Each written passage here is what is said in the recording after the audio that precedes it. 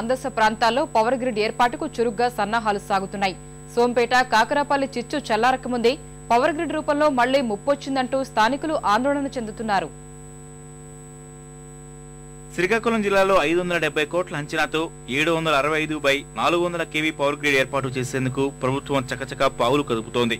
తొలుత లావేరు, తర్వాత నందిగాం ప్రాంతాల్లో పవర్ గ్రిడ్ ఏర్పాటుకు ప్రతిపాదనలు జరిగినా చివరకు పలాస, మందస మండలాల మధ్య ఈ భారీ గ్రిడ్ ఏర్పాటుకు ప్రయత్నాలు సాగుతున్నాయి. ఈ నిర్మాణం జరిగితే పలాస మండలం రామకృష్ణాపురం, మందస మండలం గోపుటూరు, రామరాయి, కొయ్యటూరు, గడ్డూరులో భూసేకరణకు అధికారులు సిద్ధమవుతున్నారు. సోంపేట, కాకరాపల్లి విద్యుత్ కేంద్రాల కోసమే ఈ గ్రిడ్ ఏర్పాటవుతుందన్న వాదన బలంగా వినిపిస్తోంది.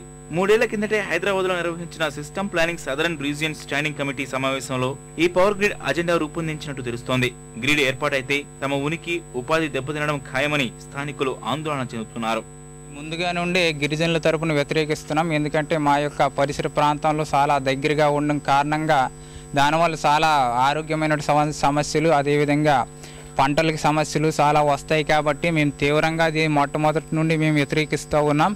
అదేవిధంగా ఇప్పుడు వాళ్ళ యొక్క అధికారులు ఏ విధంగా చేస్తున్నారు అంటే ప్రజాభిప్రాయం సేకరణ లేకుండా కనీసం దగ్గరలో ఉన్నటువంటి గిరిజనులు సంప్రదించకుండా కూడా గవర్నమెంట్కి క్లియరెన్స్ అనేది ఇవ్వడం జరిగింది. పవర్ గ్రిడ్ రామకృష్ణాపురం పరిధిలో నిర్మించినట్లు తెలియజేయడం జరిగింది. దీనిపై మా యొక్క ఆవేదన ఏమంటే కుటుంబ సమస్యలు కానీ, ఆరోగ్య సమస్యలు కానీ, ఎటువంటి తీర ప్రాంతాల నుండి వ్యవసాయం విధంగా కానీ మాకు చాలా నష్టం కలిగించే అంశం ఎంతో ఉంది. పవర్ గ్రిడ్ ఏర్పాటుకు ప్రభుత్వం మొండిగా ప్రయత్నాలు చేస్తే అడ్డుకుంటామని స్థానికులు హెచ్చరిస్తున్నారు. సోంపేట, కాకరాపల్లి ప్రాజెక్టులపై వ్యతిరేకత నేపథ్యంలో ప్రభుత్వం పవర్ గ్రిడ్ ఏర్పాటు ప్రతిపాదన ఉపసంహరించుకోవాలని కోరుతున్నారు.